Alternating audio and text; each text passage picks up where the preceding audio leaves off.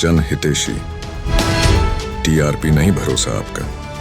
नमस्कार, मारा हरियाणा के इस बुलेटिन में आपका स्वागत है। मैं हूं आपके साथ शिखा श्रीवास्तव। शुरुआत करते हैं बुलेटिन। मुख्य रेल संरक्षा आयुक्त जनक कुमार गर्ग ने कालका रेलवे वर्कशॉप का दौरा किया और कालका रेलवे स्टेशन में मौजूदा पैनोरामिक कोचों का निरीक्षण किया। वर्कशॉप में पहुंचने पर मुख्य रेल संरक्षा आयुक्त ने पैनोरामिक कोचों के पहले हुए सभी ट्रायल्स की पूरी डिटेल्स एकत्रित की। इस मौके पर सीनियर डीसीएम नवीन कुमार सहित अन्य अधिकारी मौजूद रहे। वर्कशॉप के निरीक्षण के बाद मुख्य रेल संरक्षा आयुक्त कालका रेलवे स्टेशन पहुंचे, जहां पर पैनोरामिक कोचों वाली ट्रेन के संबंध में मौके पर मौजूद अधिकारियों ने उन्हें महत्वपूर्ण जानकारियां उपलब्ध करवाई। वहीं करीब 2 बजे मुख्य रेल संरक्षा आयुक्त पैनोरामिक कोच वाली ट्रेन में सवार होकर ट्रायल के लिए शिमला रवाना हो गए। कालका रेलवे स्टेशन पर नैरो गेज लाइन पर ट्रायल के लिए शुक्रवार को 7 कोचों वाली पैनोरामिक ट्रेन खड़ी कर दी गई थी। इंडियन रेलवे में कोई भी नया रोलिंग स्टॉक जब कमीशन होता है तो एक स्टैट्यूटरी रिक्वायरमेंट है, वैधानिक रिक्वायरमेंट है कि उसकी फाइनल जो क्लियरेंस है वो chief commissioner of railway safety CCRS कहते हैं। ये मिनिस्ट्री ऑफ सिविल एविएशन के अंडर एक पोस्ट है, तो वो जब तक क्लियरेंस नहीं देते तब तक हम उसको कमीशन नहीं करते हैं। तो मल्टीपल ये जो मेन लाइन LHB की तर्ज पे ये कोच बनाए गए हैं नैरो गेज के लिए, तो इसका ट्रायल मल्टीपल ट्रायल पहले भी हो चुका है। तो उसी में एक स्टेज है ट्रायल का, जो CCRS साहब जिसके लिए आए हैं, तो वो आज ट्रायल करेंगे। फाइनल पिछले ट्रायल्स और आज के ट्रायल के हिसाब से जो भी रिकॉर्डिंग पैरामीटर्स आएंगे, उसके बाद फाइनल कमीशनिंग के लिए वो उनके निर्देश के बाद, उनके कंप्लीशन के बाद फिर हम लोग इसमें डिसीजन लेंगे। सर, आज ये जो ट्रायल है ये फाइनल ट्रायल है, इसके बाद भी कुछ होगा? नहीं, फाइनल ट्रायल नहीं। देखिए, ट्रायल्स के अलग अलग स्टेज हैं, उसमें से एक ये स्टेज है, स्टैट्यूटरी रिक्वायरमेंट है। ये सर कौन सा स्टेज कहेंगे इसको? नंबर ऑफ स्टेज को डिफाइन नहीं किया जा सकता। पहले ओसिलेशन ये सब सारे ट्रायल्स हो चुके हैं। आज वो देखेंगे कि जो ट्रायल की रिपोर्ट्स इनके पास सबमिट की गई थी उससे ये कंप्लायंस कर रहा है या नहीं। सर, ये कालका से शिमला तक पूरा ट्रायल होगा? पूरा ट्रायल होगा।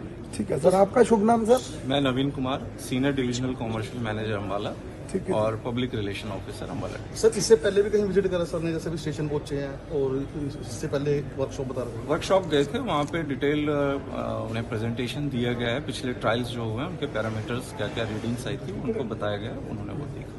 पब्लिक के लिए सर कब तक चलने की संभावना? देखिए, आज ट्रायल होता है, इसके बाद अगर ये कंप्लीशन, सर उम्मीद कर सकते हैं 2025 में चल पड़ेगा ये? देखिए, अभी ये कहना थोड़ी जल्दबाजी होगी। आज के ट्रायल के बाद क्या क्लियरेंस हमें मिलती है उसके बाद आपको बता पाएंगे। ठीक है सर, ठीक है sir, thank you sir. Karnal में आज बाइक रैली पहुंची। ये बाइक रैली NDRI में पहुंची। आने वाले दिनों में मिल्क डे है, उसको लेकर ये बाइक रैली जम्मू से चलाकर दिल्ली जा रही है। सभी बाइकर्स CNG बाइक्स पर सवार हैं और संदेश दे रहे हैं पर्यावरण को बचाने का, क्योंकि इन दिनों प्रदूषण ज्यादा हो रहे हैं और हवा खराब हो रही है, जिसको लेकर संदेश देने का प्रचार किया जा रहा है।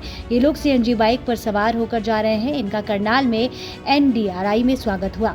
साथ ही साथ आने वाले 26 नवम्बर को वर्ल्ड मिल्क डे है, इसको लेकर भी संदेश दिया गया। इस बाइक रैली का मकसद क्लीन फ्यूल रैली था, इसलिए ये लोग CNG बाइक पर सवार होकर निकले हैं, जिसमें तमाम बाइकर्स हैं। 13 बाइकर्स के साथ जम्मू से शुरू हुई रैली ने भारत की अर्थव्यवस्था और स्वास्थ्य को मजबूत करने में दूध और डेयरी किसानों के महत्व पर प्रकाश डाला। इस कार्यक्रम में श्वेत क्रांति के जनक डॉक्टर वर्गीस कुरियन के योगदान को श्रद्धांजलि देते हुए भारत में डेयरी फार्मिंग के महत्व को प्रदर्शित किया गया, जिनकी जयंती को राष्ट्रीय दुग्ध दिवस के रूप में मनाया जाता है। और इसका मकसद क्या है? नमस्ते, मेरा नाम धनज्योति तालुकदार है। मैं गुवाहाटी से आया हूँ। मैं अमूल फेडरेशन का ही एक एम्प्लॉय हूँ। पिछले 7 साल से मैं जुड़ा हुआ हूँ अमूल फैमिली के साथ, और मेरे को बताते हुए खुशी हो रही है कि ऐसा एक शुभ अवसर में मैं भी एक इस पार्ट का एक हिस्सा हूँ। तो इसलिए मैं बहुत खुशनसीब हूँ कि मैं मतलब ये रैली के एक अंश होने के लिए। और जैसे कि सर ने सारा चीज़ आप लोगों को बता ही दिया कि इस रैली का मकसद क्या है, और जैसे हम लोग डॉक्टर वर्गीस कुरियन सर की बर्थ एनिवर्सरी के लिए हम लोग ये रैली स्टार्ट किए हैं। उसके साथ जैसे बजाज ने ये CNG बाइक भी लॉन्च किया है, तो अलॉन्ग विद बजाज हम लोग एक इनिशिएटिव लिया है कि हम लोग इस क्लीन फ्यूल रैली को आगे बढ़ाते जाए। जैसे हम लोग ने जम्मू से चालू किया था 20th ऑफ दिस मंथ नवंबर, और ये रैली आपको 24 में ख़त्म हो जाएगी। और दिल्ली में ही हम लोग का डॉक्टर वर्गीस कुरियन सर का आपका बर्थ एनिवर्सरी हम लोग वहाँ पे दिल्ली में मनाएंगे। आज महाराष्ट्र और झारखंड में विधानसभा चुनाव के नतीजे आ रहे हैं और महाराष्ट्र में बीजेपी और उसके सहयोगी दल बड़े बहुमत से सरकार बनाते हुए नजर आ रही है, जिस पर केंद्रीय state law minister Arjun Ram Meghwal ने प्रतिक्रिया देते हुए कहा कि महाराष्ट्र में बीजेपी कार्यकर्ता की मेहनत और प्रदेश की जनता के आशीर्वाद से सरकार बनती हुई नजर आ रही है। सरकार बनने के बाद कुछ कहा जा सकता है, इसके लिए आप इंतजार कीजिए। सोनीपत की ओपी जिंदल यूनिवर्सिटी में पहुंचे देश के केंद्रीय state law minister Arjun Ram Meghwal ने महाराष्ट्र और झारखंड के नतीजे पर प्रतिक्रिया दी और कहा कि महाराष्ट्र में एनडीए और उसके सहयोगी दल सरकार बनाते नजर आ रहे हैं। भारतीय जनता पार्टी के कार्यकर्ताओं और महाराष्ट्र की जनता ने एनडीए और उसके सहयोगी दल को अपना आशीर्वाद दिया है।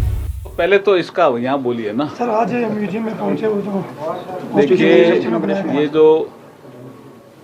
जो हमारा 75 साल पूरे हो रहे हैं, कॉन्स्टिट्यूशन को हमने अडॉप्ट किया 26 नवंबर 1949 को, तो इस दिशा में ये कदम आज यहाँ यूनिवर्सिटी में उठाया है कि एक कॉन्स्टिट्यूशन से जुड़ा हुआ म्यूजियम भी बनाया और एक गार्डन भी बनाया है, जिसमें भावी पीढ़ी ये प्रेरणा ले सकती है, सीख सकती है, समझ सकती है कि संविधान निर्माण में कौन कौन लोग थे, किसका क्या क्या योगदान था।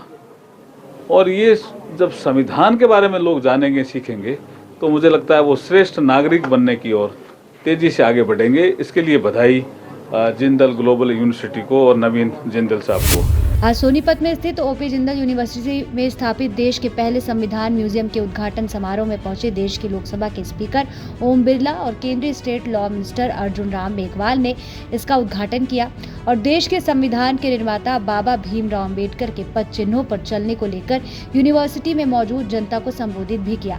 इस मौके पर लोकसभा स्पीकर ओम बिरला ने कहा कि आज पूरे विश्व के देशों में लोकतंत्र व्यवस्था स्थापित हो रही है और अर्जुन मेघवाल ने कहा कि बाबा भीमराव अम्बेडकर भी धारा 370 के पक्षधर नहीं थे। बीजेपी सरकार में इसको हटाकर ऐतिहासिक काम किया है।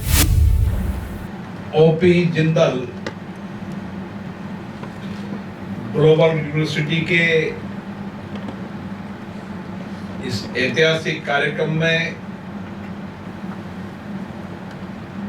जब देश के अंदर निजी विश्वविद्यालय के अंदर पहली बार भारत के संविधान संग्रहालय की ऐतिहासिक शुरुआत हो रही है, इसके लिए मैं इस विश्वविद्यालय के कुलाधिपति, मेरे मित्र लोकसभा में सांसद श्री नवीन जिंदल जी को बहुत बहुत शुभकामना देता हूं, बधाई देता हूं, जिन्होंने एक ऐसा कार्य किया है जो हमारी आने वाली पीढ़ियों को संविधान निर्माण, उसकी प्रक्रिया, उसकी चर्चा, किस तरीके से भारत के लोकतंत्र के अंदर। हमारा हरियाणा के इस बुलेटिन में फिलहाल के लिए इतना ही है। तब तक के लिए मुझे दीजिए इजाजत और आप देखते रहिए जनहितैषी। नमस्कार। ये वीडियो अगर आपको पसंद आई हो तो वीडियो को लाइक और शेयर जरूर करें। हमारे चैनल को सब्सक्राइब और फॉलो करना ना भूलें। आप देखते रहिए जनहितैषी नेशनल, ताकि देश और दुनिया की हर खबर से रह सके बाखबर।